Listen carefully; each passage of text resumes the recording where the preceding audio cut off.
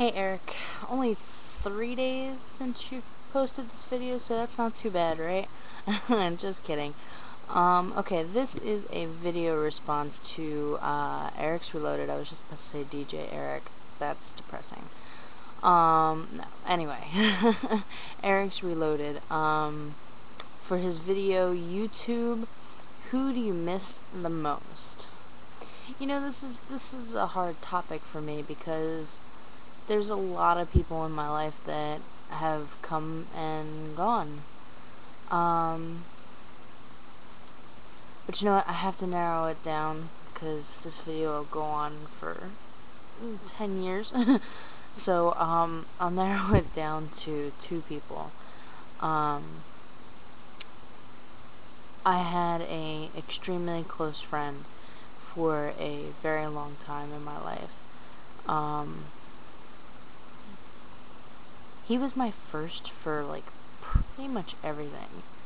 I mean, he's the first friend that I can remember. He's, you know, everything. I'm not gonna say his name because I just want to kind of keep that to myself for right now. Anyhow, he just was an important person for me, and he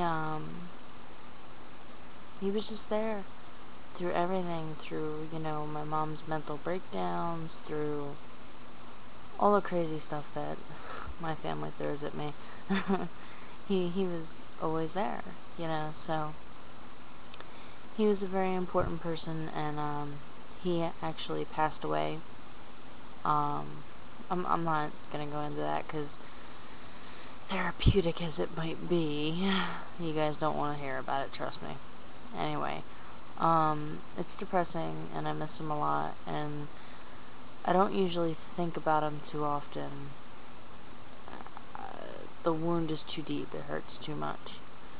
But somebody that I do think about a lot, who has also passed away.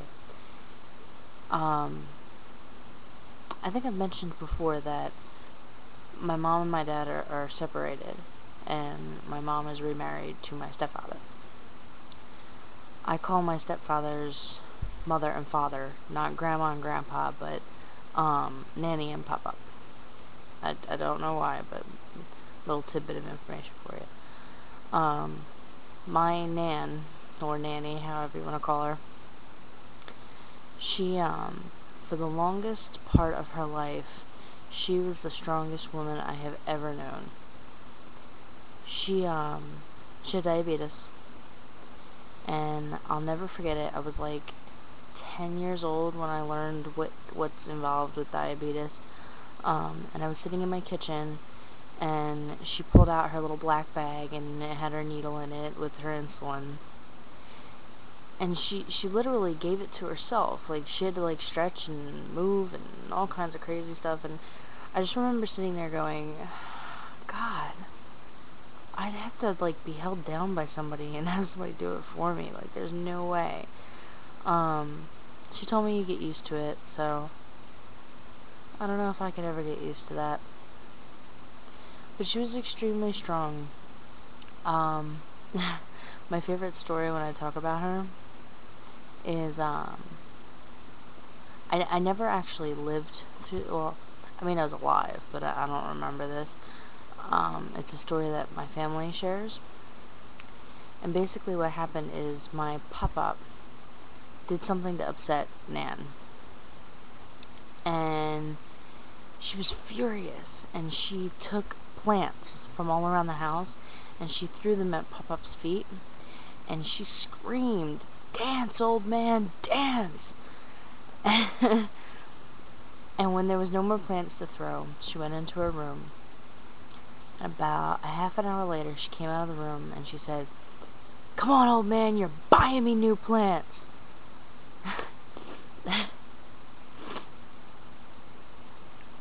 She was the strongest person I've ever known.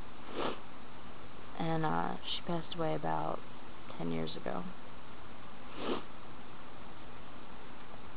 I didn't know how to react to that when it happened, because I didn't know whether to cry or to, I don't know. But I think about her now, because there's so many times that I think to myself, God, I remind myself of her, and, sorry, it looked like there's lightning out and I have the air conditioner on, and that's all I need is for my air conditioner to break, because then I'll cry. No, but she was like one of the strongest people I've ever known. And, I miss her dearly, and I think about her often, a lot more often than that friend that I had spoken of originally, but they both have passed on, and I'm sure they're looking down on me, helping me every day, so that's all I can hope for, right? So that's who I miss, and I rambled forever. Yeah. Alright, Eric. I'll see you later. I'm gonna go watch the rest of your videos, because I gotta catch up. I'm like 5 days behind. Later.